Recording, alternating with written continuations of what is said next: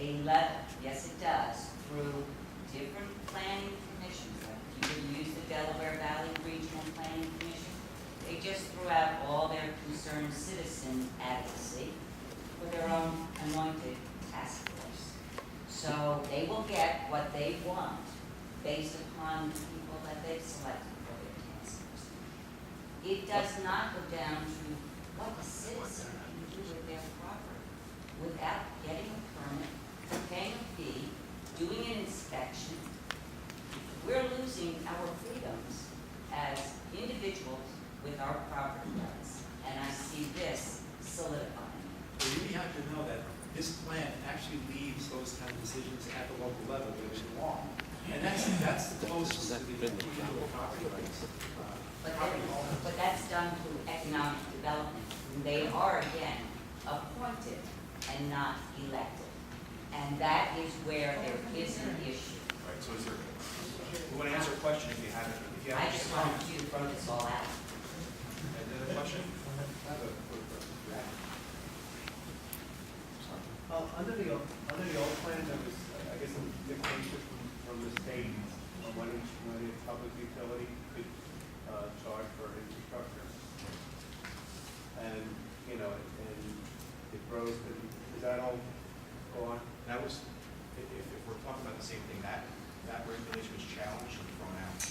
Oh, it was. And so it is not one of this plan. Joey Ferraro. There are people in southern New Jersey that have salt water in their wells. The New Jersey water supply plan, are you going to wait until that comes out to coordinate? We're going to wait until it comes out to coordinate. To coordinate Wait to do what? your DEP off of the Smart Road. People are drinking salt water. We don't have enough water. And it's not being used wisely. To wait to do what? Wait to adopt the plan? To adopt the plan, introduce the regulations that coordinate all your state departments, channel your growth into your economic areas. Right. The thing is, we've got all these different functional plans, as you know, that have different lives of their own. So even though the state plan act said do all these things, it gave the DEP authority to manage water, fundamentally, And they haven't done it. DOT. So we, depending on the schedule there, I don't have a niche answer for you tonight on that question, so I'll make that. It would be a function of the steering committee. If you're asking timing, and I don't have a niche answer for you tonight, we can get you one. In other words, I don't think it's a good idea to pick your growth areas until you know if you have enough water. We're not picking our growth there, we're basically. We're allowing towns to pick their growth. Right. So if you have, is that a statement or a question? Will you be waiting to see if you have enough water? And so. To decide on the growth Right. areas. So capacity can be an area in the state that definitely, if we did it, need investment to get capacity to even sustain their existing populations, right? Let alone grow. So we need all these plans to be coordinated so we know where the places are we need investments to sustain our existing populations and if they wish to grow also.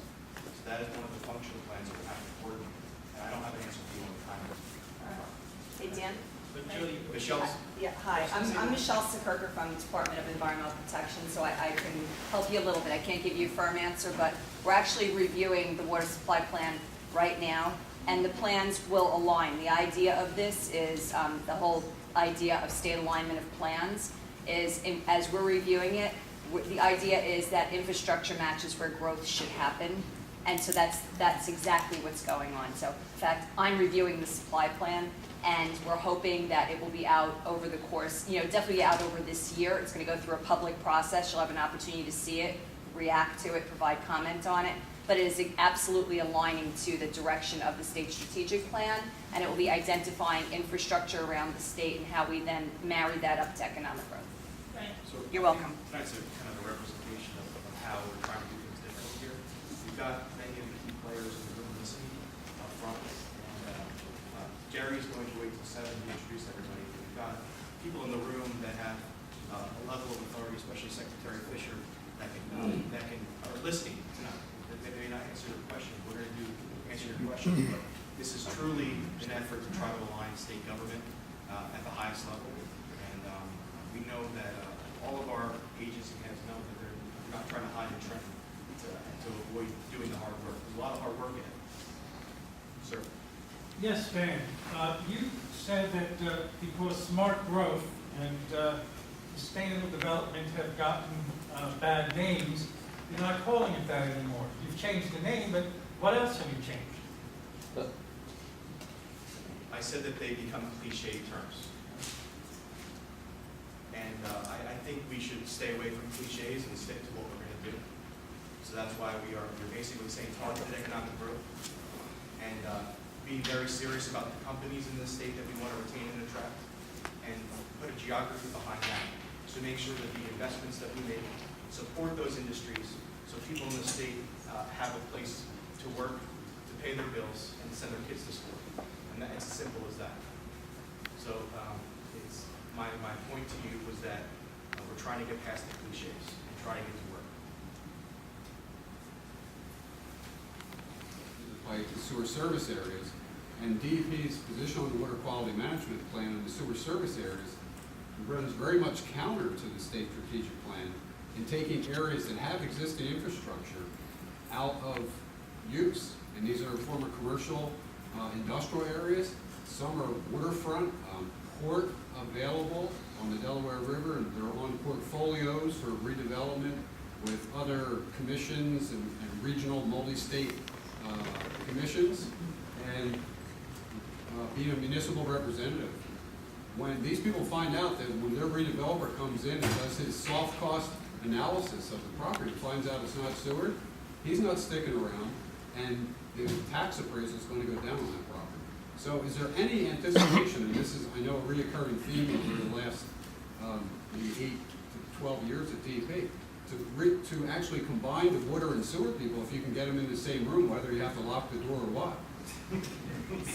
Same way that integration is going on around state government, integration is going on in the agencies as well. We are doing exactly that in DEP. We are tasked right now to review any conflicting roles within the department and literally lock the people in the room and figure it out. Okay, there's a lot of that going on. We have some very aggressive rulemaking that's taking place over this next year. Water quality management plan. Right now, all the counties, I believe all the counties have been in to meet with the Assistant Commissioner for Land Use, and there are plans to work with the counties in order to implement their plans. And the intention is contrary to where you started. The intention, once again, is to look at proper infrastructure, recognize where it is, and make sense. And in the industrial areas where we know there is infrastructure, make sure those plans marry up to that. There's a lot of work going on that right now. We've been criticized by another side of the world that there's some sharp elbows in here in this plan about the way water quality management had been done. That probably jives with some of your criticism. I know that DEP has identified it as an issue. Doesn't mean they're going to sewer everywhere, but those areas that you're describing, the redevelopment areas that have been excluded in the first wave of that regulatory process, DEP is willing to look back at it. And I think my recommendation is to realize that it's a new day there and to bring the issue.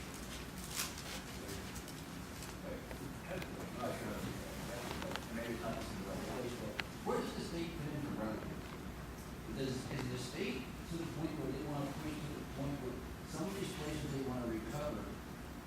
Not that they're leaching anything one way or the other, just stagnant.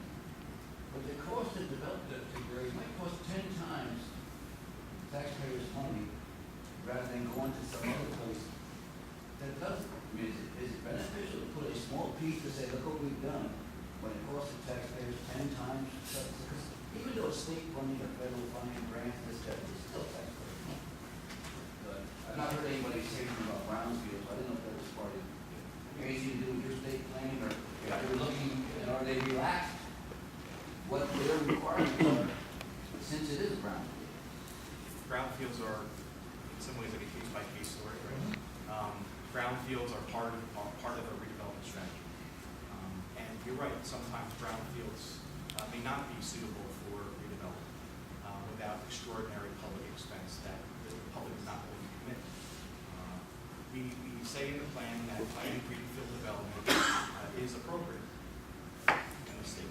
So that not every development that has to happen in the state has to happen on brownfields or gray fields or infields. So we recognize that, especially regulated community, the costs are such that the market will drive greenfield development also, and that's appropriate to a certain scale.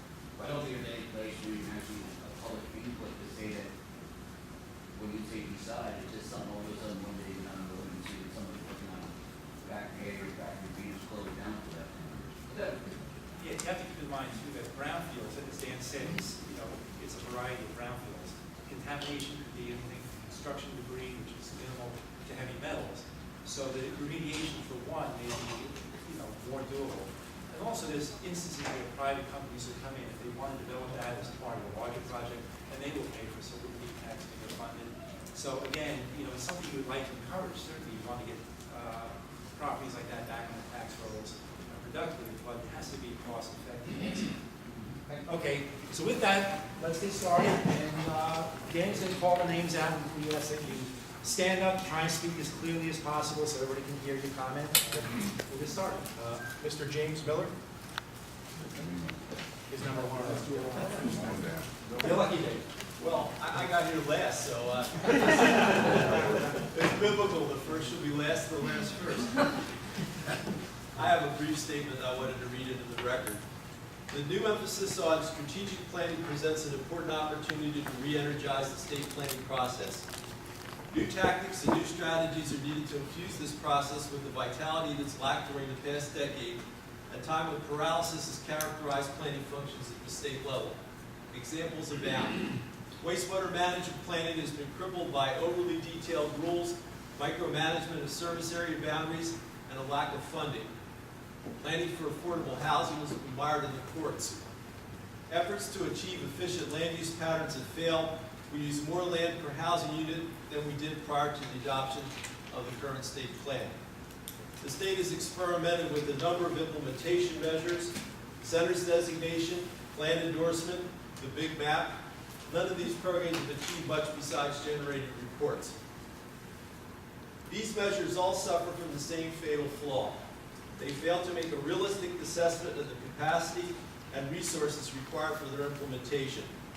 Wastewater management planning isn't impossible. We had a viable system for it back in the 1980s based on rules that recognized existing planning, engineering, and administrative capabilities. The second round housing rules were flawed but implementable. The third round rules have collapsed under the weight of procedures, mandates, and reporting requirements. Strategic planning could provide a remedy, a state plan that fosters policies, plans, and regulations that reflect the realistic appraisal of implementation capacity. We could have rules with achievable outcomes and plans that adhere to statutory timelines, programs that recognize the constraints imposed by the economics, development technologies, and the capacity of local governments, a state plan that provides workable and realistic guidelines for the policies it promotes. The draft state plan lists 5 guiding principles for state decision-making. A 6th could be added that states implementation capacity. The state planning measures and policies should reflect a realistic assessment of the fiscal, technical, and administrative capacity of the public and private sector entities that will be engaged in their implementation. The application of this principle provide a means to avoid the gridlock that now mars both this New Jersey state plan process and many other state planning efforts. Thank you. Thank you. Excuse me, if you want, if you have a copy of that, Did. it is, right, thank you. Ms. Craig was smart enough to put number 1 on her card, so choose her. Always get here early. First, I'd like to say that I read not only this whole plan, but all of Governor Christie's transitions reports when they came out, and a lot of the supporting evidentiary documentation as well, that left our state, they clearly illustrated that our state was left in a huge mess. When I read this particular strategic plan, as I told Jerry earlier, I was sitting in my basement laughing because I was so pleased First, to see how well it was written in sticking with the statutory requirements, but at the same time, flipping the intent of the predecessors, which was total control and domination of everything from a centralization standpoint at the state level, back to the tone and the theme of what local desires exist or what should be done. And things should not be shoved down the throat of locals. And that to me was very, very refreshing. And I have to give my compliments to the folks who were involved in writing it and the administration that supplies the initiative to do it. Above the strategic plan, and strategic plans are necessary to guide implementation steps, but even above that, we need to take into consideration really what's the role of government. And the role of government is not to serve as a handmaiden to the insurance companies and the insurance industry, which is what a lot of our permitting stuff is about. Nor is the role of government to facilitate the loss of our property rights by serving the environmental movement, the environmentalist movement, to desire to implement the whole Agenda 21 strategy. Now, I serve on my municipality's environmental commission, and without a doubt, the attitude exists within that environmental community that human beings are too stupid to own, maintain, or take care of their own property. I've been farming pretty much my whole life. If you look at what open space is still available in Cherry Hill, one of the biggest tracts that they have is one that was preserved by my family personally, not by the government. When it comes to selling our municipal lots and everything else, the environmentalists want to keep all of this stuff in the hands of the government and not allow private owners to run it, when private owners, in essence, have been shown, not industry-minded, but regular people, like the people who are in this room, are shown to be the best stewards of the land.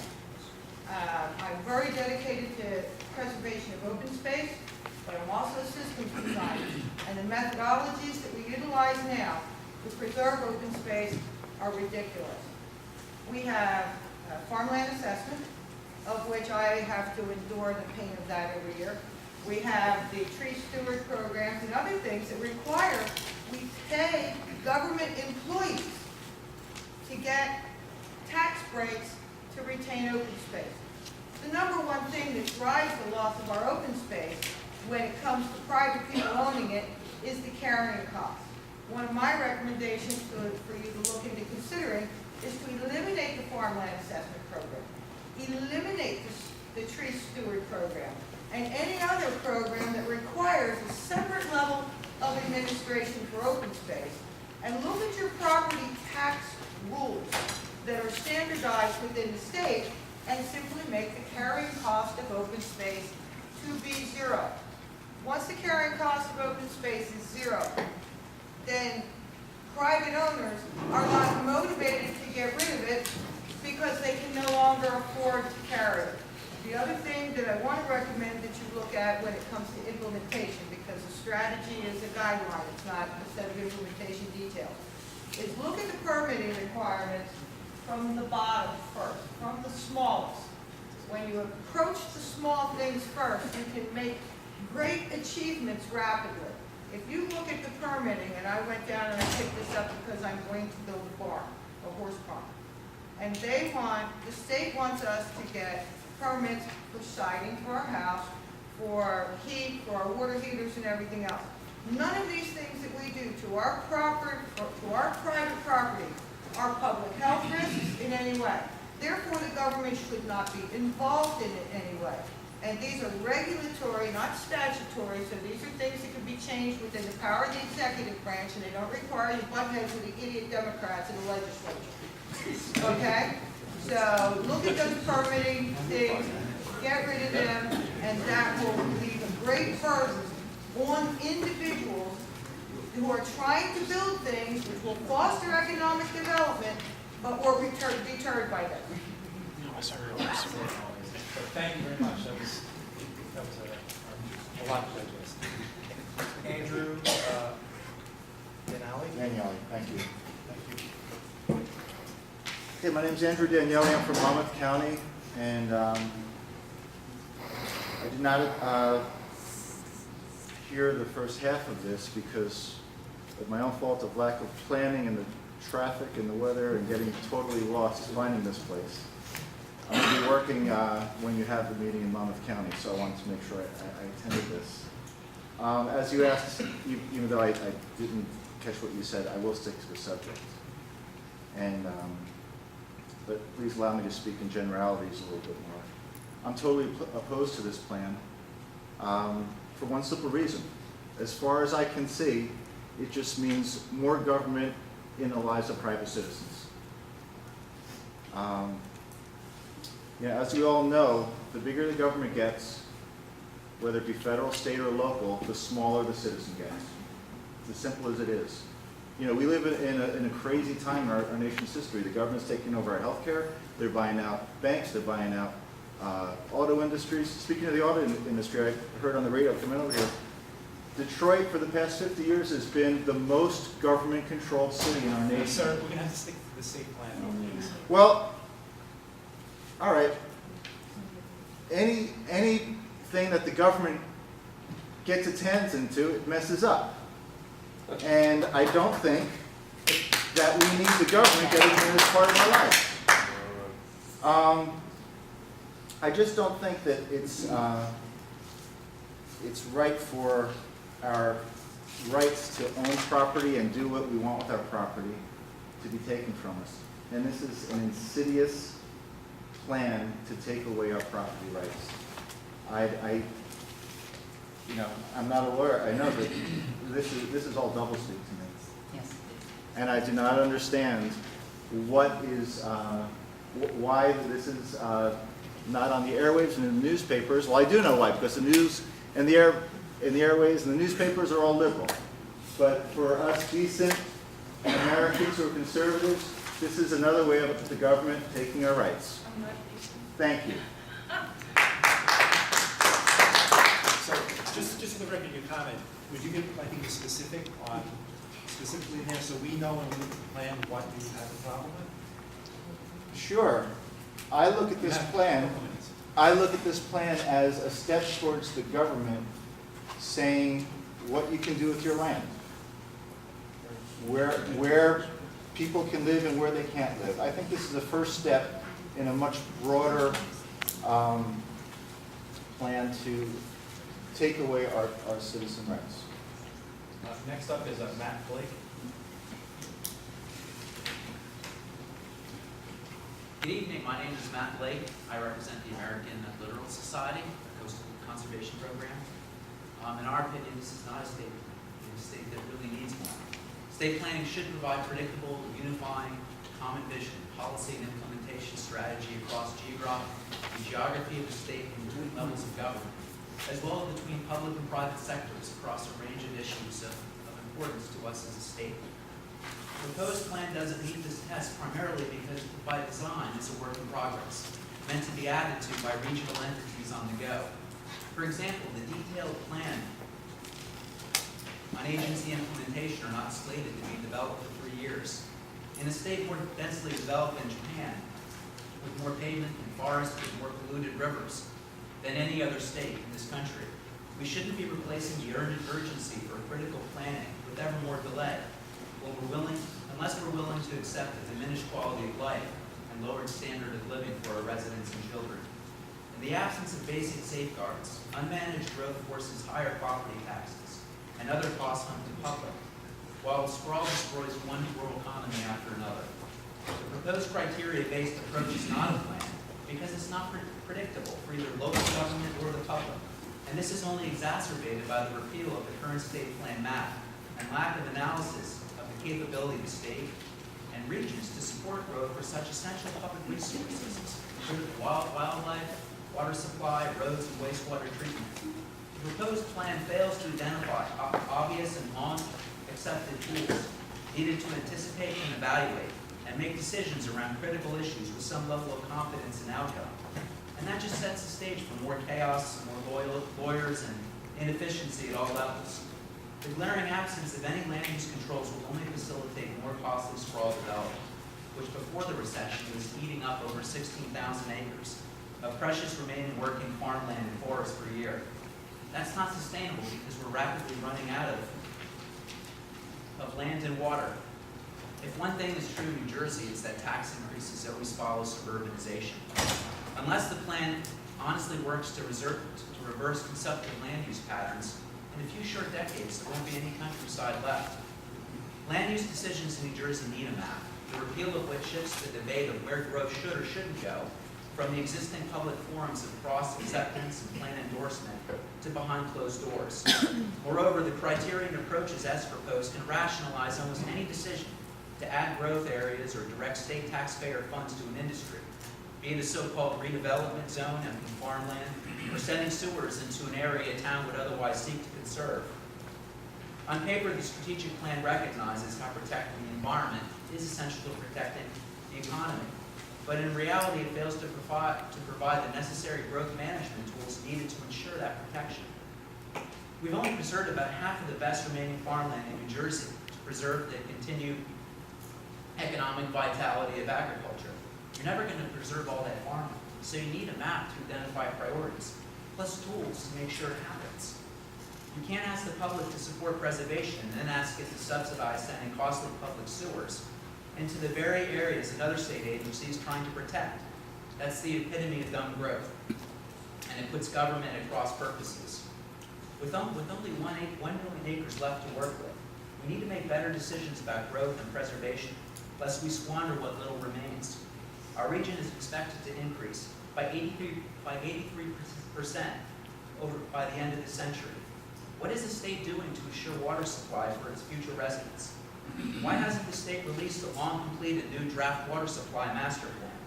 This plan should provide a key basis for decisions about growth and wastewater planning. The 1996 plan showed that much of this region is already in a water supply deficit. And we understand that the updated plan shows even more dire analysis of water supply in the region. Yet the strategic plan fails to recognize water supply as a limiting factor to growth in many areas of the state. How can you designate growth zones without first doing the necessary capacity analysis? Under the strategic plan as written, it seems that projects like the Gloucester to Salem Regional Wastewater Plan would be fast-tracked without any consideration to significantly increase demand on water resources in a region already designated for water supply deficit. That's planning in a vacuum. Reliance on acquisition and local TDR to manage growth impacts will not be sufficient to protect our most important open spaces. Finally, just a piecemeal preservation was enough. We've had it since 1960. That would have protected Barnegat Bay, but it's a polluted bathtub. We don't want that to happen down here. I live on the Delaware Bay, and many folks like myself who live down there don't want to end up looking like the rest of the state in 20 years. Thank you. Thank you.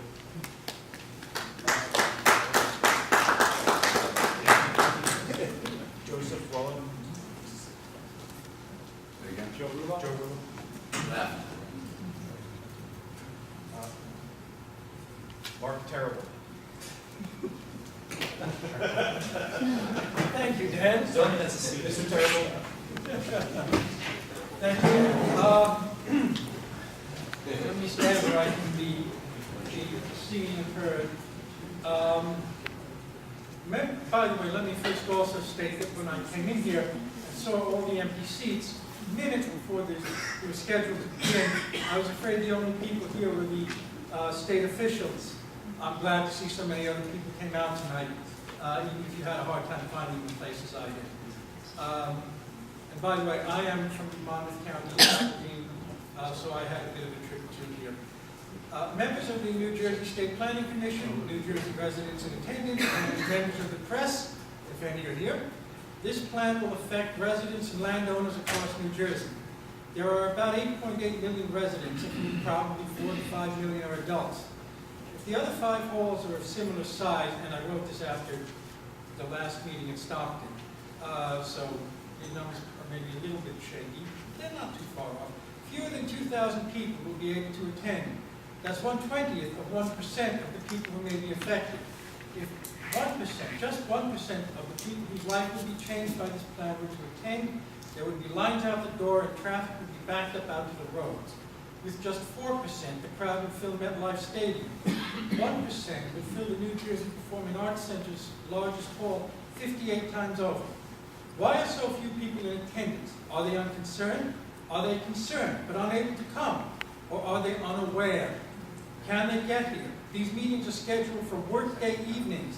People who come home from work may not be able to get home and get here in time. That especially affects working parents. For many parts of the state, it will take most of an hour to reach one of the meetings during rush hour. For many people, attending a meeting will mean leaving work early, and some people will have to take a vacation or personal time to do that. Do people know about the plan in these meetings? My experience in speaking to people to publicize it is that they do not. It has received virtually no media coverage, and thus has not been part of the public debate. One might even think that this was the intent, since public debate is a messy thing that often disrupts the neat plan of administrators. Even assuming that our press cares to publicize the matter, the nation is embroiled in a hotly contested national election and a national debate about the future of our country. For the next 9 or 10 months, there will be no space in the newspapers or the electronic media for this debate. On these grounds alone, this planning process ought to be delayed for a year. Generations to come will be affected by this plan.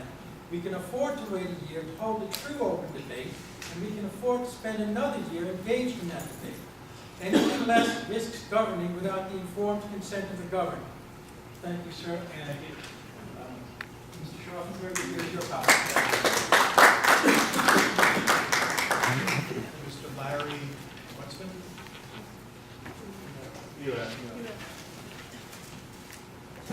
Debbie Sutton? My concerns are about a couple of things: the social, economic, and environmental justice or issues. However those three terms are, they're not yet identified. So how do each one of those terms impact me as an individual? If you've ever read anything about Agenda 21, which this whole plan is, that's why you don't want to use the word sustainability or smart growth, because that is all Agenda 21. Social, economic, and environmental justice issues are their Bibles. For that reason, we should scrap this plan and we should start going back to the local levels. Thank you. Cheryl Reardon.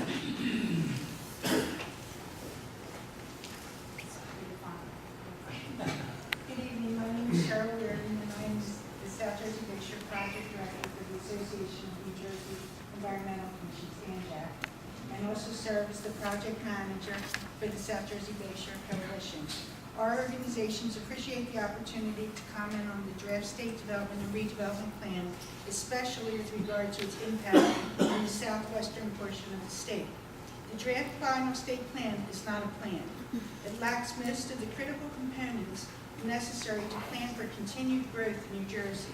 While it may fuel growth in new places, the majority of this growth will result in negative impacts that will diminish New Jersey's economic viability and cost New Jersey taxpayers millions. This draft plan's sole strategy for preserving New Jersey's remaining prime agricultural lands is through outright acquisition, but suggests no means to raise the money for such acquisition.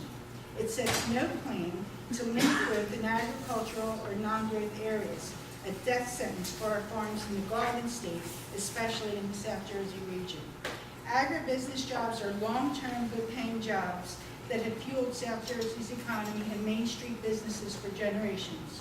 How many of our prime agricultural lands can be lost to unmanaged sprawl before the Garden State reaches the tipping point when agricultural jobs and businesses are no longer sustainable, yet another New Jersey industry lost forever? This draft plan clears the path for new development across much of New Jersey's remaining farm fields and forests, essential to food and water supply. But it does nothing to stimulate growth in the many existing town centers and urban areas that are sadly rotting away. These town centers have the necessary infrastructure in place and are crying for redevelopment. The main question we must ask is why this plan and why now? Do we need to stimulate building of new homes? New Jersey is currently overstocked with homes sitting on the market, many vacant. Many have been on the market for months and even years. With each passing month, their owners' watch values further depreciate, and more homes come on the market, decreasing their chance of saleability. This plan offers nothing to the owners of these homes. Is New Jersey suffering from a deficit of warehousing, manufacturing, and commercial space? Certainly not. Driving north to south, east to west across New Jersey, you see vacant warehouses, industrial and commercial spaces along major transportation routes. Industrial parks across the state look like ghost towns.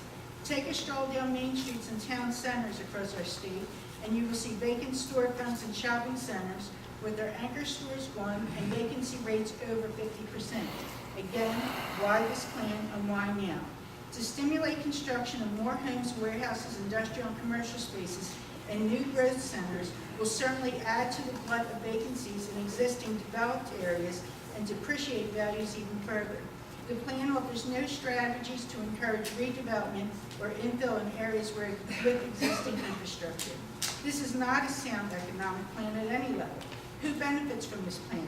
Certainly not existing home and property owners nor business owners. New Jersey taxpayers continually deal with the devastating impacts of being the most densely populated state. Even here in rural South Jersey, we have coped with massive flooding caused by unsustainable sprawl and inappropriate development of areas upstream. Area roads and bridges are still closed due to damage and washouts from the last hurricane.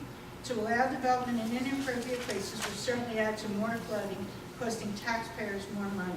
This draft plan does not take into consideration the fundamental elements of good planning: water supply and quality. Development in inappropriate places paves over critical recharge areas and allows overdrawing on already compromised aquifers. At even greater risk is Salem County's prime agricultural lands that sustain some of New Jersey's most thriving farms and agribusinesses. A proposed wastewater treatment plan would have the DuPont plant in Salem County serve as a wastewater treatment facility.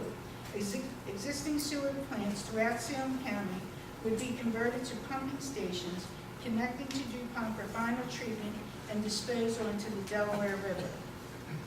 The wastewater proposal would run sewer lines from southern Gloucester County through Salem County, ultimately connecting to DuPont.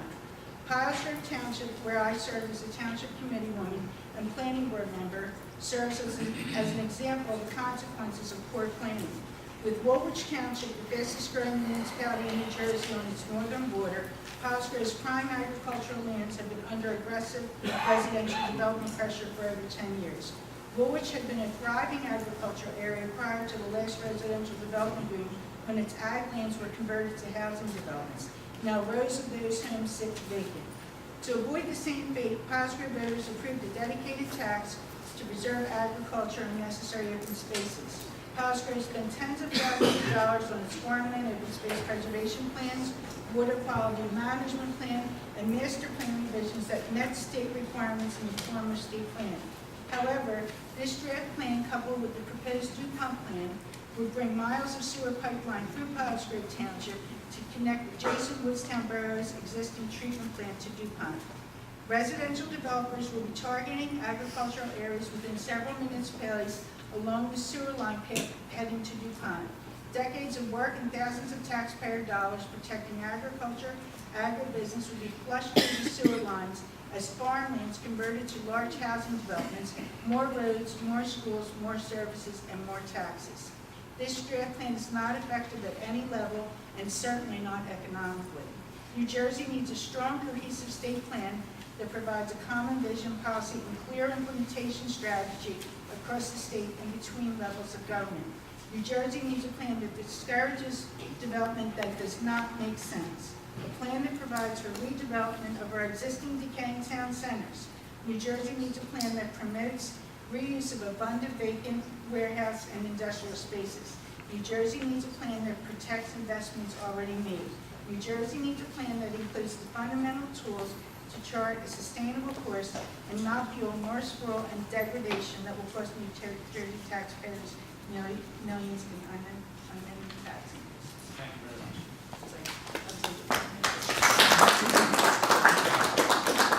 Clay, Kowalski? Apologize for my basics. I have a statement. I have a lot of, they're not questions. We're not doing questions and answers, but a lot of stuff I don't understand here. When you say you're going to, and I'm looking at page 28. You're going to promote development of priority growth investment areas, and you talk about locating people within convenient walking distance of home and jobs. In other words, you're going to promote a lifestyle through this plan of some sort. And I'm not sure how you're going to do that without having additional taxation, some kind of propulsion, and layers of bureaucracy. You're going to provide opportunities for investment, your housing infrastructure, et cetera.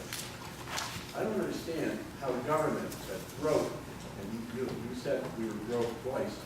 How is government going to do these things exactly without, again, compulsion, bureaucracy, forcing people to do stuff that perhaps they don't want to do? This whole thing is rife with that. And again, the way you said that the language is quite flowery. It's kind of designed to hide things, I think.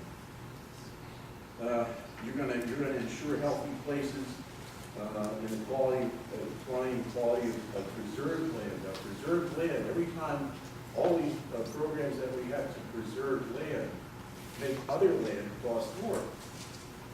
Now, everything in here actually is going to increase our taxes, reduce our freedom, as I see it. And I just don't understand how this administration, supposedly a conservative one, can be going for a plan like this.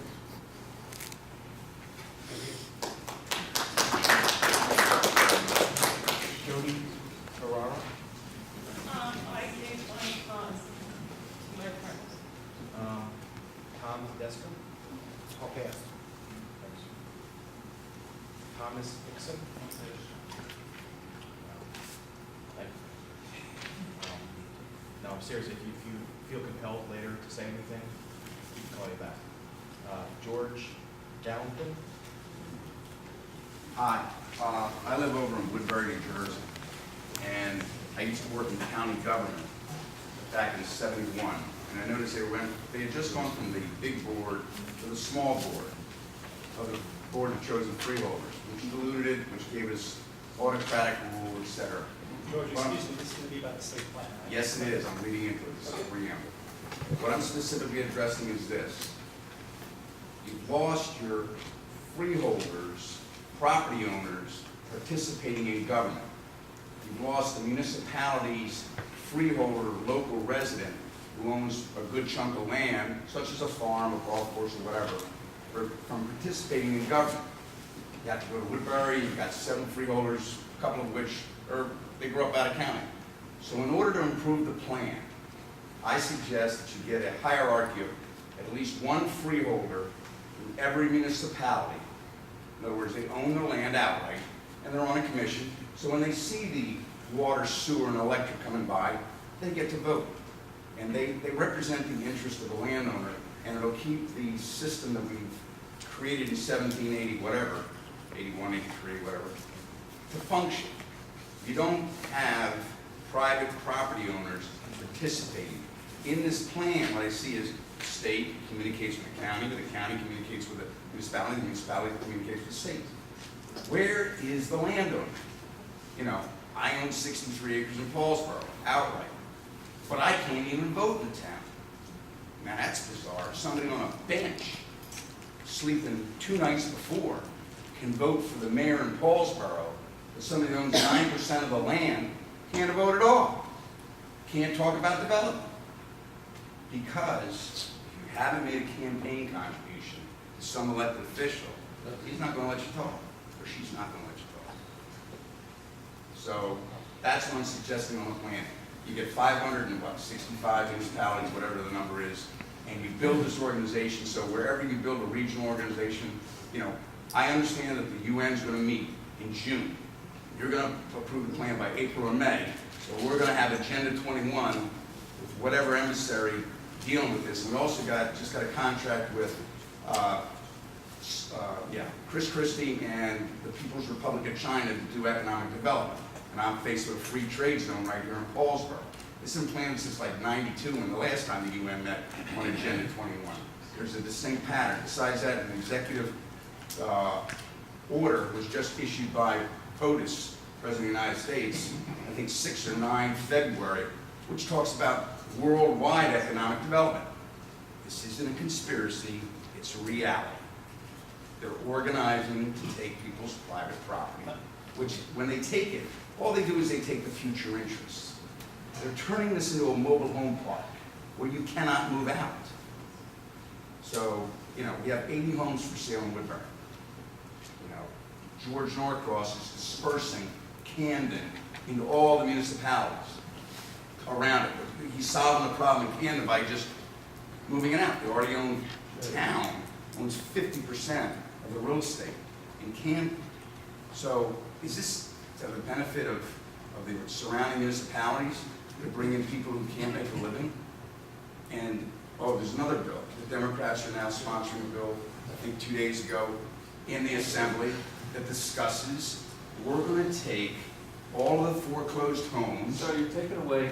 And we're going to put in, sorry, Senator or Secretary of Agriculture, you're a Democrat, you're a running mate of Sweeney, and you're also a running mate of Berticelli. Back off, because this is a public meeting, and we get to talk. Thank you very much. We're done with this. We're done with the obedience. It's over with, buddy.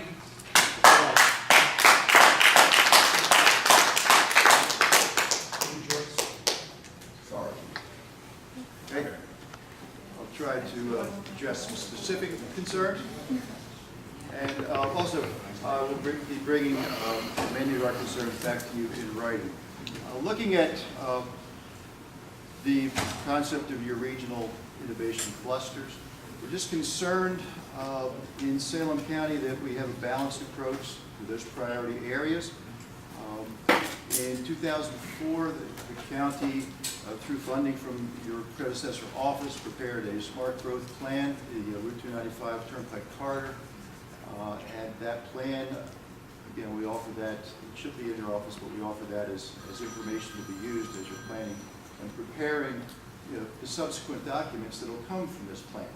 And we understand that you've set up, this is set up as goals and objectives, this is set up as a framework to move forward, and this is not the final form that we will see. Under the area of the food production, which is one of the areas that you stress in the plan, in discussions I've had, it's interesting, but it's essential that you recognize the current structure of the Right to Farm Act and the Right to Farm protections that are built in that aren't always recognized at the local level, and stress those in the plan and in your implementation documents so that these agricultural operations, both preserved and non-preserved commercial farms, are afforded the protections that exist in the current regulations and current rules. And that will go a long way towards being able to preserve and maintain the rural and the agrarian characters that we have in addition to the industrial cluster. And just finally, in your priority growth areas, just looking at what we have in Salem County, you are looking at possibly doing away with designated centers. However, because of the rural nature of the county and because of the development pattern that exists with the smaller communities, with the city of Salem, Borough of Woodstown, Borough of Elmer, those areas and even the smaller towns of Alloway and Quinton need some designation and need some recognition as to their viability and their potential to utilize the infrastructure and the structures that are in place. Talking about the port as an area for development, redevelopment, the Port of Salem is not mentioned in the plan. You mentioned the Port of Paulsboro, but remember that there is another port and it does have a freight railroad that runs to it. Again, back in the Smart Growth Plan, there's been a designated regional growth area within Salem County through that planning process and a designated rural agricultural preservation area. And finally, in terms of brownfields, there is a successful and active brownfield development area in the city of Salem. There's over 24 properties that are involved there. So again, an area to focus on to allow Salem County to provide for its unique nature and industry clusters that recognize a regional basis. And we'll submit additional comments to you. Thank you. Great. Rockingham? Good evening. I have the odd honor of representing both the New Jersey chapter of the American Planning Association, where I'm the vice president this year, and the Land Use and Planning Committee for the New Jersey Builders Association, where I've been a member since it was founded 20 years ago. In 5 minutes, obviously, I can't talk to the talking points of both organizations, so let me speak for myself this evening, and I'm sure you'll get written comments from both of those organizations in the future. I'll limit myself in 5 minutes to 2 compliments and 3 issues that I would suggest for you to contemplate as you go forward. In the compliments, I heard tonight in 5 minutes and in a couple of pages of the strategic plan more about the economic structure of the state and the demographic challenges we're facing than we got in 20 years of state planning before you. So I compliment you on at least focusing on who it is we're planning for. What I would ask you and suggest to you that we need to go further. Growth isn't fungible, it's not an amoeba. We need to talk specifically about what are the incomes we expect from those jobs, what kind of household formation, what can they afford, what ratio between multifamily and single family do we need to achieve, and I'll come back to that in a moment. But if you're not going to be specific, we've got no way to measure our progress, we've got no way to measure what's happening at the local level and whether it fits or makes sense to the obligation that we owe to our growing population and the kids we all continue to have. The second compliment I'll give you is your analysis of what went wrong with the state plan process I thought was spot on. That we're finally going to end the semi-permanent cross-acceptance process where you admit that plan endorsement was expensive and complicated and ultimately useless and failed. And that we were wrong when we were working on, I was one of the people working on the act in the mid-'80s, to think that if we got all the agencies in a room, they'd air their dirty laundry and straighten out the conflicts in state government. And it turned out that wasn't going to happen without a governor or a lieutenant governor involved specifically in the process. And I think you've recognized that, and I would give you my compliments for, at least on the governmental side, fixing what was wrong with the old process. But the problem that I have primarily is that in reforming the reform, we've completely lost sight of what the reform was supposed to address in the first place. And that was by the late 1970s, our growth areas stopped behaving like growth areas. Whether it was Madison that zoned for no multifamily, Clinton and Bedminster that recruited headquarters and wanted no housing, Mount Laurel that had approved 3 very large PUDs, the new folks moved in and burned the bridge behind it, down zoned so that the growth area would no longer fulfill the growth area function. So that by the mid-1980s, we did 3 things. The Fair Housing Act, the Fair Housing Act, the State Planning Act, and amended the municipal land use law so that you had to do a housing element as a precursor to zoning. And through all 3 of those, the focus was going to be on changing municipal zoning in the growth areas. And hearing you essentially run from that issue tonight was really heartbreaking.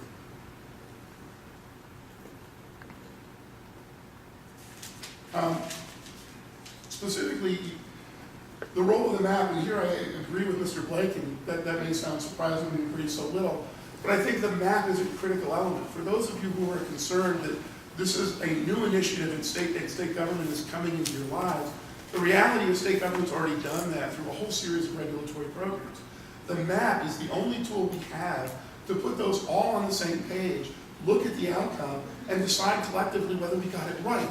If we don't have that map, if we're not having the discussions that Mr. Blake was talking about, we'll never know if all of these one-at-a-time regulatory programs out there collectively come together in a way that makes sense.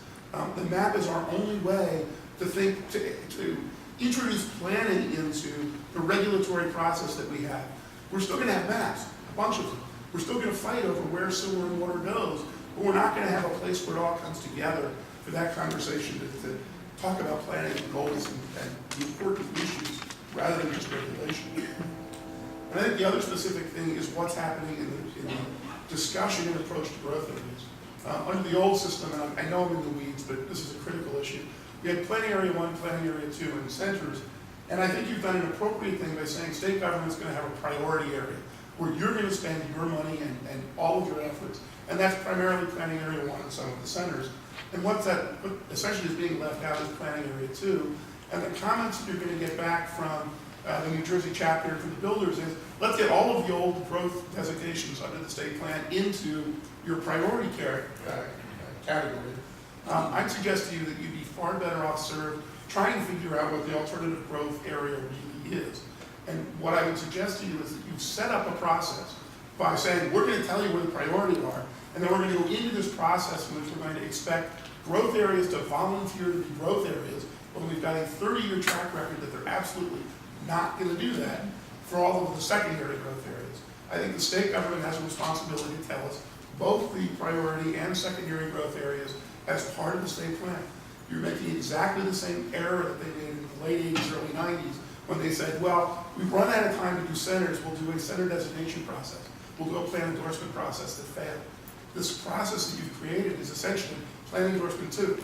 And I'd suggest all the lessons you told us as to why that was a bad idea before are going to be a bad idea with the process you just created.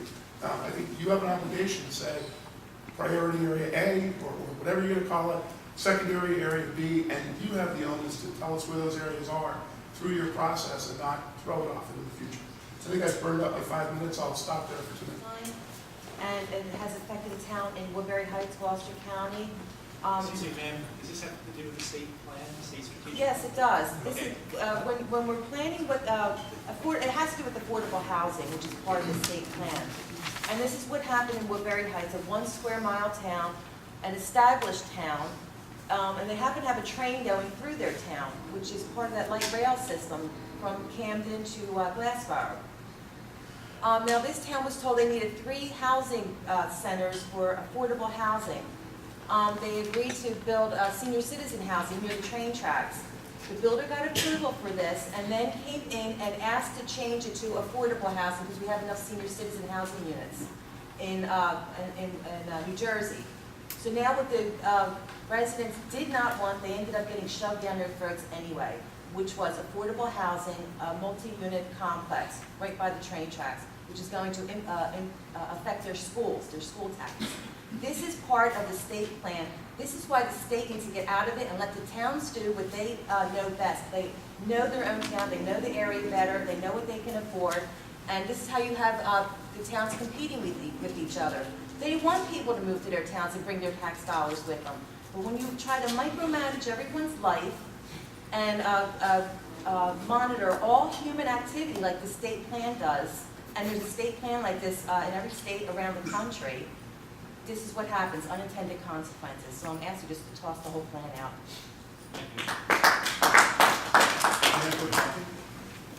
Excuse me, you called on me. What's that? You called on John O'Rourke. That wasn't me. Didn't you just call John O'Rourke? I did Jen Coffee. I'm sorry. You can be Jen. On the other end of the back row. I'm Jennifer Coffey. I'm from the Stony Brook Millstone Watershed Association. I also live in Monmouth County. I work with about 26 municipalities in Mercer, Monmouth, Middlesex, Somerset, and Hunterdon. And I've been paying attention to and reading, evaluating state plans since about 2004. And since then, we haven't adopted a new one. So there's been many, many, many additions that I've read and evaluated, commented on, and tried to pay attention to. And one question I have, and I know we're not doing questions, so I'll ask the audience instead of the moderators here, is, I know, Jerry, you're on the State Planning Commission with your position that you have as Officer of Planning Agency. But are there any other members of the State Planning Commission that are present here tonight? Yes. Excellent, okay, that's great. I just wanted to know that because my understanding is that that's the body that is going to move forward with adopting this plan if and when it gets to that position. So thank you for coming out tonight to be a part of these hearings. State planning is hard. I'm just trying to do a time check here. It's hard because it requires some real leadership. It's hard because it requires difficult decisions. And it's hard because it requires commitment, it requires follow-through. New Jersey deserves strong planning. We deserve strong planning so that we can have a strong economy, we can take advantage of our geographic location, situated between New York and Philadelphia and Baltimore and DC, is a very desirable place to be. We deserve strong planning so that we can take advantage and protect and utilize and well manage our environment. Environment is fundamentally critical to our quality of life here in New Jersey. It is fundamentally critical to our business here in New Jersey. It's the reason why Budweiser, why BMS, why Big Pharma came here to New Jersey, because they know they can get a good, clean, reliable water product for research and manufacturing. The environment is critical to the Garden State for our agriculture. If we don't have clean water to water our crops, we don't have food. We don't maintain our standing as one of the primary producers of blueberries, cranberries, peaches, apples, cherries. Our clean water is fundamental to one of our biggest economic booms, which is tourism. To birders, to canoers, to kayakers, to people on the beach. If we don't look to protect our clean water, if we don't look to ensure that we have enough clean water for everybody, for the business users, for the residents, for the tourists, then New Jersey's in a sad state. I would like to see in this plan something that says the state of New Jersey will ensure there is enough clean water for everybody. The language I see in here is too vague. And I've worked with you, Jerry, I've worked with Dan, I've worked with other administrations on the state plan. We haven't gotten anywhere. This is too vague. The language in here does not ensure we'll have enough clean water for everybody. It doesn't ensure that we can go ahead and rebuild and revitalize our cities. Places like Newark have sold off their water allocation. They said, we don't want it, they sold it to the suburbs. You want to rebuild our cities? You're going to talk about fixing the water infrastructure. You're going to talk about fixing water lines that are made of wood. We're an old city here. You're going to talk about fixing stormwater lines that are made of terracotta. They've collapsed, they've fallen on themselves. We're getting bacteria in our waterways. We're getting, the gentlewoman in the second row there talked about there's saltwater intrusion in our waterways. There is. Why? Because we've paved over too much of our aquifer recharge areas. Here in Gloucester County, there are people drinking groundwater that is recharged up in central Jersey, where I come from, in Plainsboro and West Windsor. Why? Because the aquifer you drink from runs like this underground. So if you don't have planning that talks about protecting recharge areas where the rain coming down tonight can filter through the ground and recharge that groundwater source up in West Windsor and Plainsboro, you guys are going to run out of drinking water. That's why we need a state plan. It's not in here, guys. I'm sorry, but this cake isn't baked yet. It needs to go back in. It needs some more proofing. It needs another ingredient. It needs more time in the oven. It's not baked yet. So that's what I have to say tonight, and I thank everybody for coming out here tonight for being part of the public process. Thank you. Is so long and vague, you can justify anything as a growth area. We believe by opening up the Delaware Bayshore area to overdevelopment and sprawl, will hurt the environment and the water supply. There are serious concerns with the water supply like aquifer depletion and saltwater intrusion.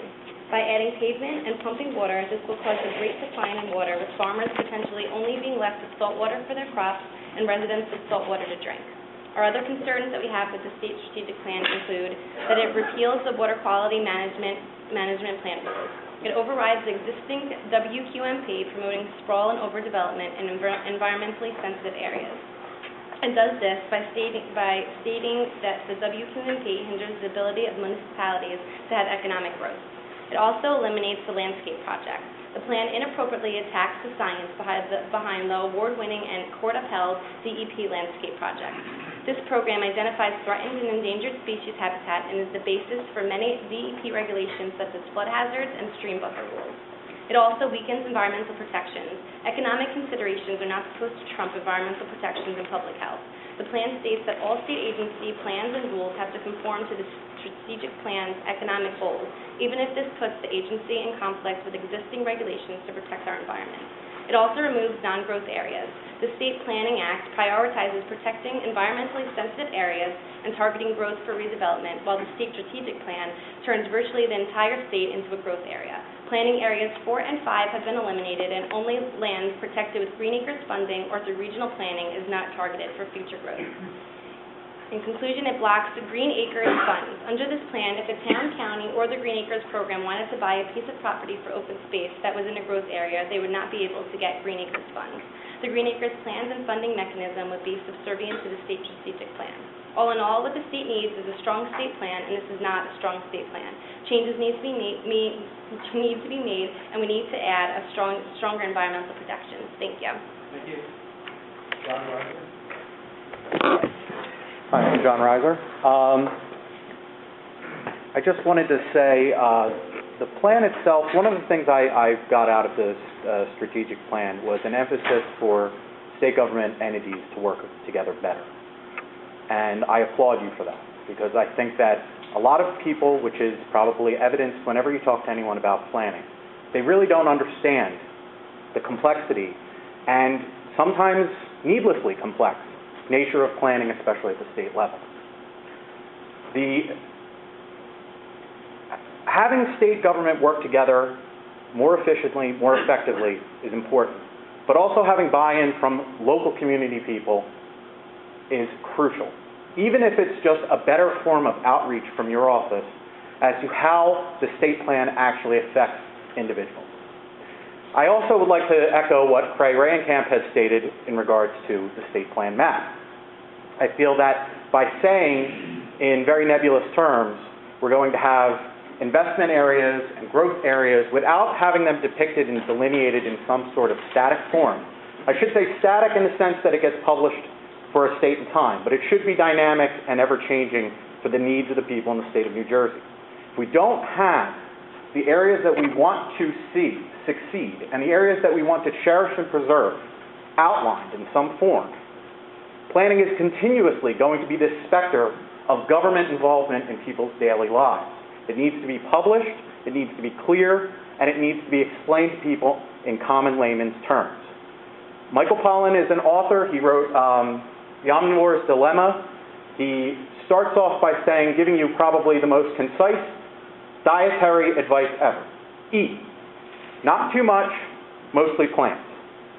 What I'd like to say to you at the state level, plan. Not too invasive, but completely egalitarian. Make it accessible to people, but don't make it invasive. Make it comprehensive, but don't make it seem, it would never, at least I don't think that we would ever get to the point that it would be truly sinister and invasive, but don't let it seem to be sinister and invasive. There needs to be a map where people can go and look at their house and how they are currently seen by the state government in terms of either receiving benefits or being slated for preservation. It needs to be depicted on a map. Thank you. Thank you.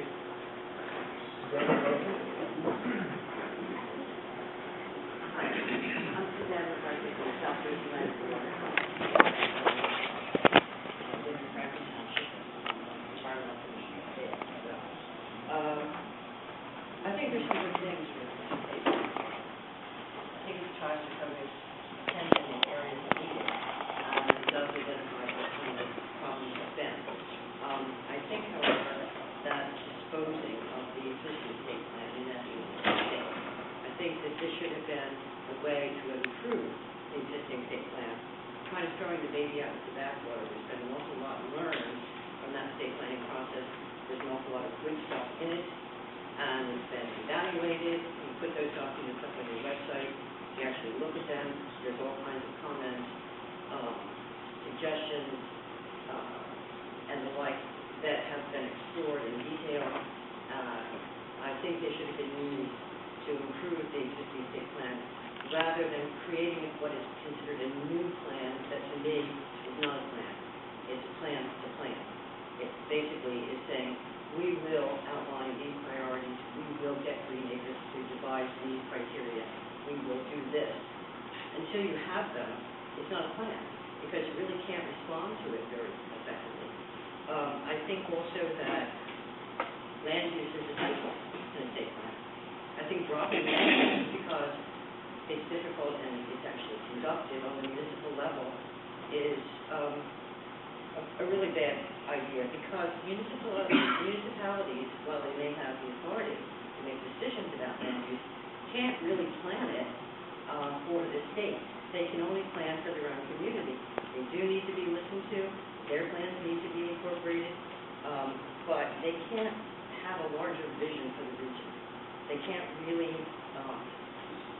identify problems that are much beyond their borders, or places that should have investment or should have protection.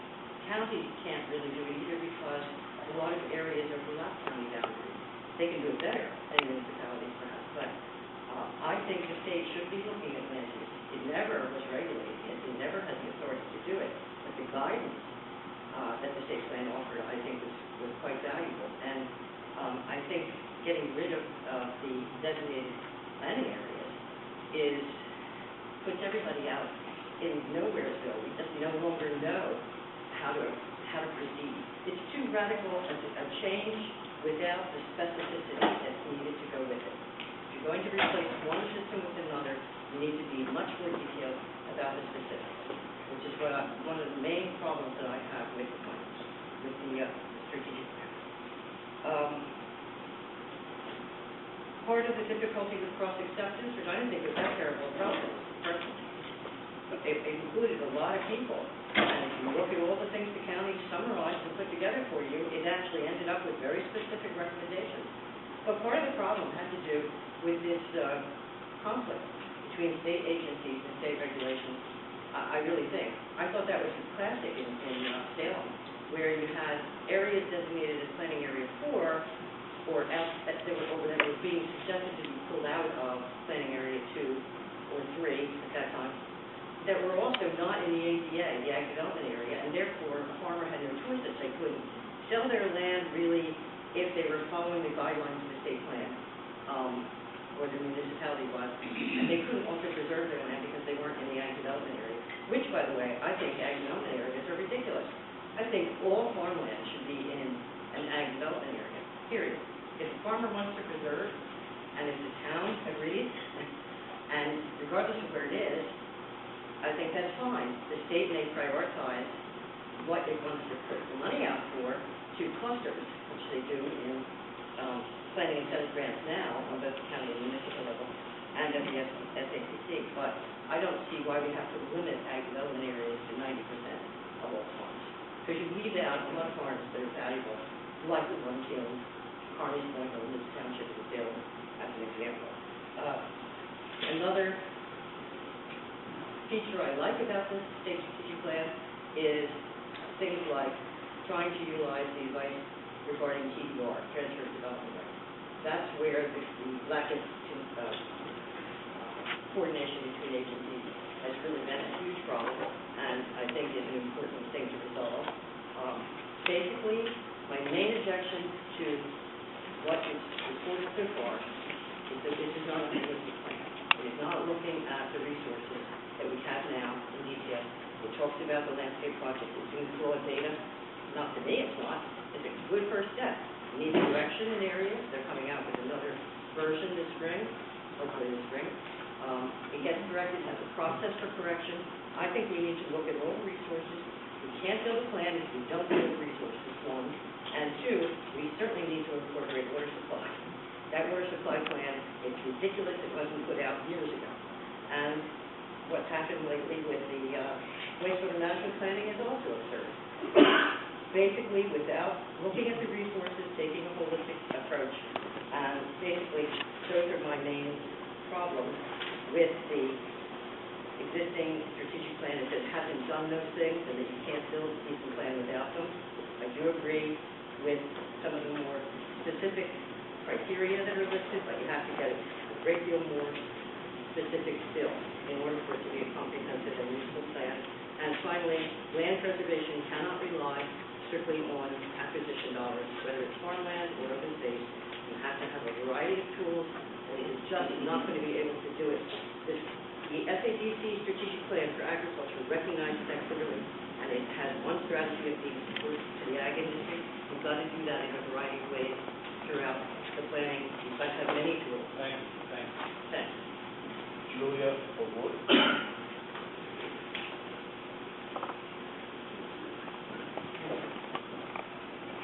Julia Award, East Jersey Tea Party, the organization. Hello. John, I'm sorry. Okay. Okay. Right here. Sorry. My name is John O'Rourke from Brick Township. I'm here on behalf of my 5 grandchildren, all under the age of 5. A couple of things that I kind of cherry-picked out of the plan, but I think are, important to understand. Page 36, paragraph 2 contains this statement, and this is what I'm concerned about: private property rights.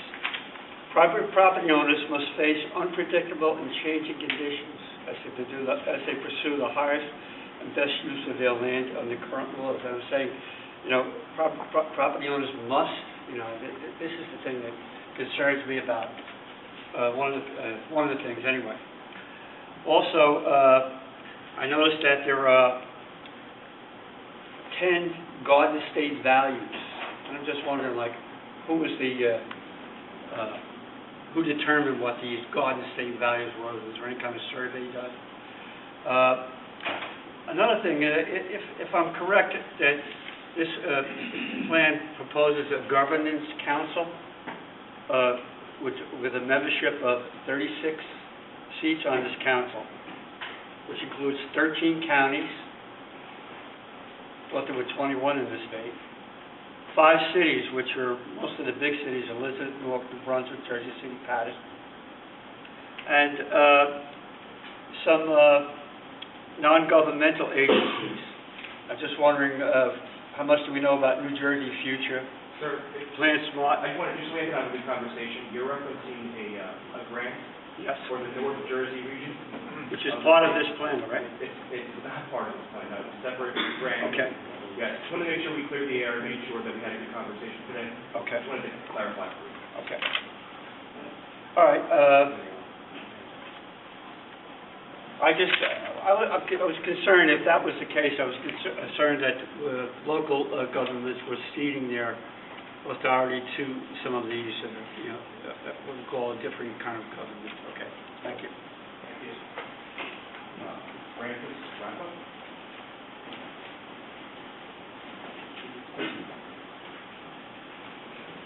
you. I'm Fran Rappa. I'm the Delaware Bay Regional Manager with the New Jersey Conservation Foundation. We're a statewide land trust. We've been around 50 years and we've preserved over 120,000 acres of land around New Jersey. And it's a statewide land trust. I want to first commend the State Planning Commission for the state plan language that stresses the importance of the state's preservation program. However, having said that, the draft state strategic plan needs more emphasis on resource protection measures and environmental health. Open space preservation alone cannot achieve environmental sustainability or economic sustainability for that matter.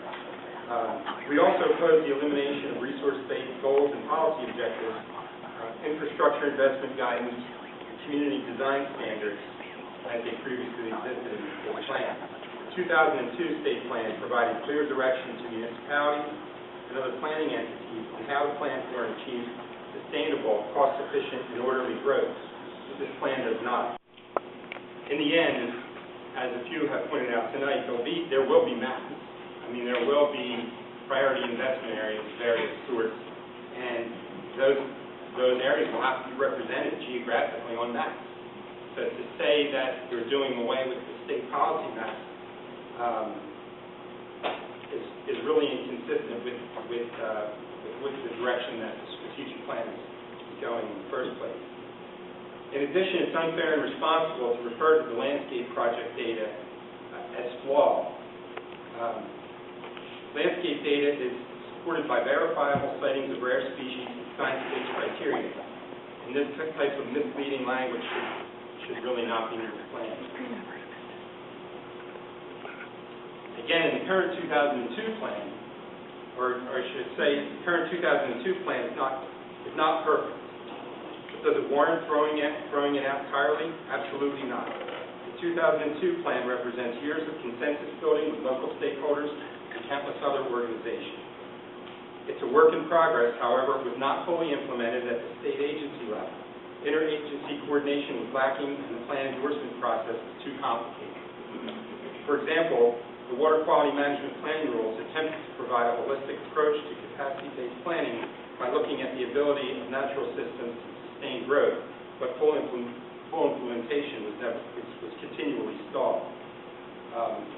Since the State Planning Act was passed in 1985, nearly 30 years of planning progress under 6 elected administrations have now been wiped out by a strategic vision document that lays out some very respectable principles and objectives, but still does not address the real issues that have allowed the continuation of unabated sprawl, traffic gridlock, loss of vital natural resources and productive farmland, and an inability to reinvigorate our urban centers. With the right leadership, it's not too late to amend this plan to ensure consistency with the State Planning Act and provide a clear roadmap to economic and environmental sustainability. Thank you. Good evening. To the gentleman's point here about regional governance structure, where that comes from is the North Jersey Transit Plan of 13 counties, which the state plan here does nothing to stop.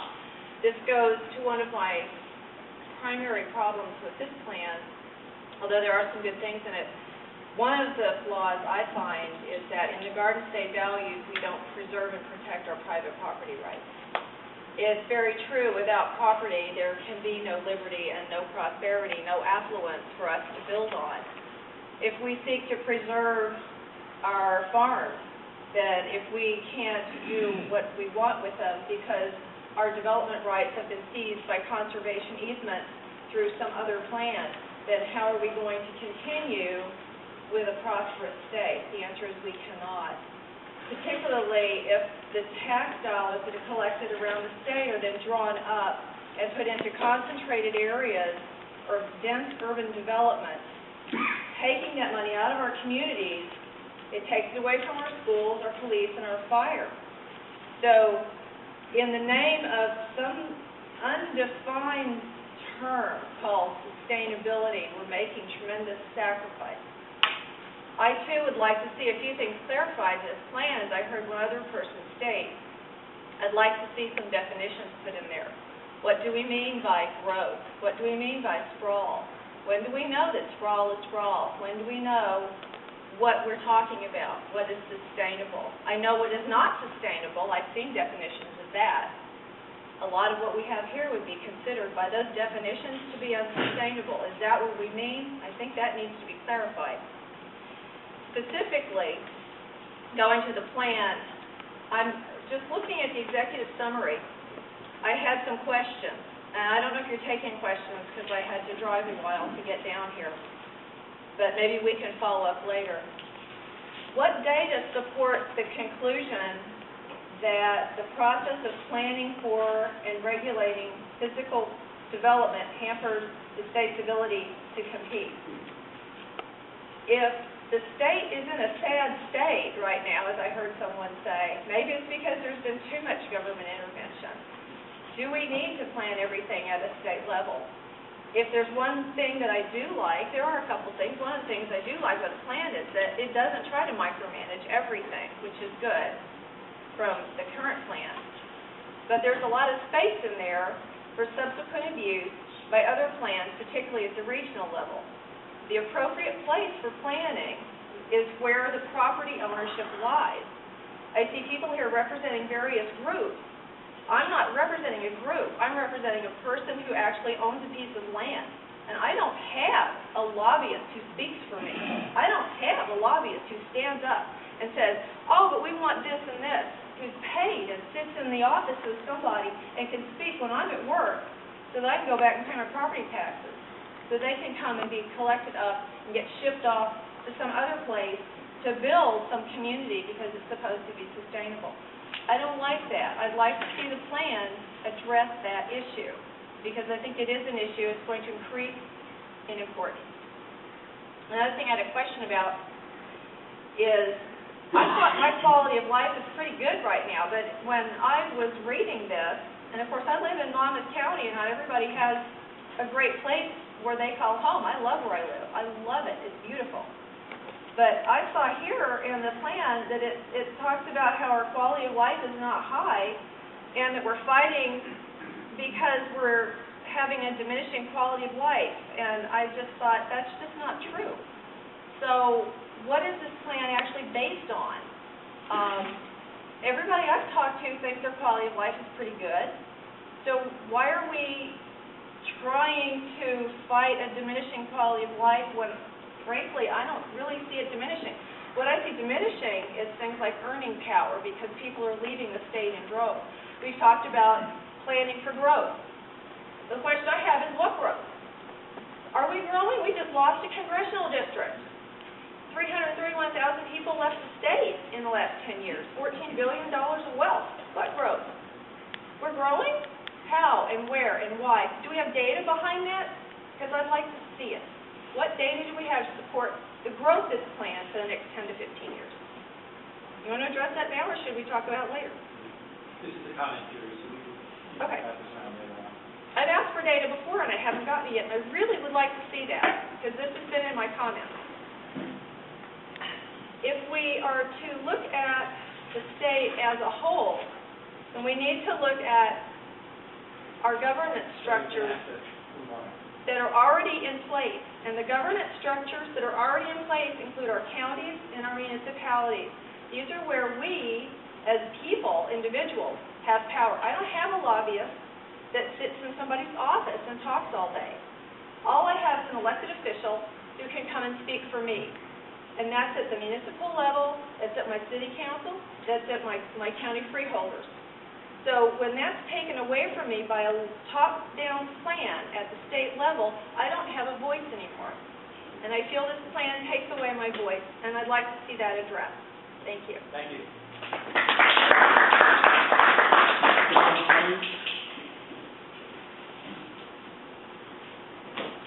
My name is John Cummins. I'm from Granite Highlands. I'm a little bit concerned that we have another layer coming in here. It's nice that they're trying to consolidate, streamline, cut red tape, stuff like that. But I'm a little bit concerned that people are planning what to do with areas when they could be put up for sale. People could make bids on it. People could come in, develop it. People could invest in it. But apparently that's not allowed.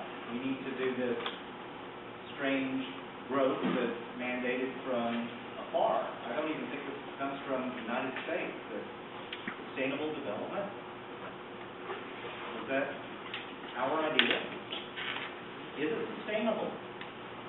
You know, are we really not sustainable right now? I mean, if I was left alone, I could plant seeds in my yard. You know, but I'm regulated. You know, there are certain things I can't do, and they seem to be making more regulation. I've also noticed that, you know, I pay taxes, but somebody somewhere is deciding what to do with my tax money. And it's not stuff that I really thought it was going to do. You know, I thought it was going to maybe fix streets. I thought it was maybe going to provide sewers. I thought it was maybe going to provide education.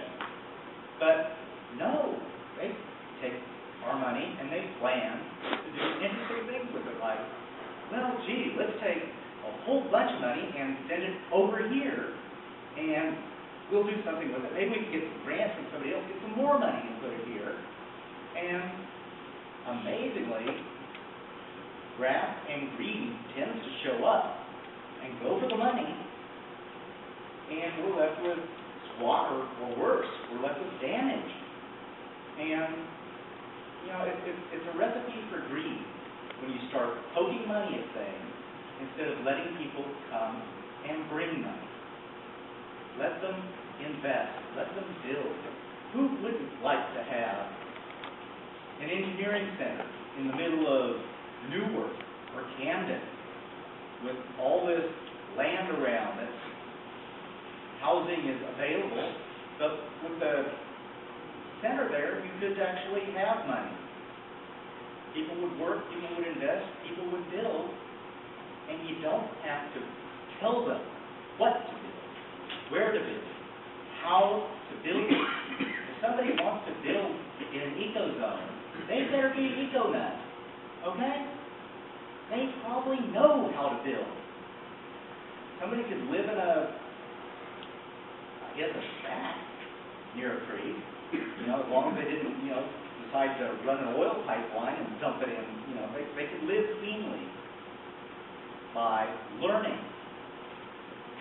But, we're not even allowed to educate ourselves around here. We're told how to educate. It's regulated. Go figure. It's expensive to regulate. It doesn't always have the desired effect. I don't know if anybody's noticed that yet, but you end up spending money trying to figure out what the regulation is going to be, trying to enforce the regulation, and then there's additional costs of collecting fines and things like that when those regulations are violated. How about trying to pay back that HUD grant? Somebody gives you a HUD grant because they want you to build exactly like this. They want you to move these people into that housing that's built for this purpose. John, we're going to focus on the state plan now. Okay, enough. Thank you. I called all the names that submitted comment cards. Did I miss anybody? Okay, before we leave, I just want to say thank you once again to everybody who came out. And remind you, you can still comment for the next 6 weeks, I think, until March 31st on the Department of State website, in the OPA, there are links, and please feel free to reach out to one of us if you have any questions. Get on the same.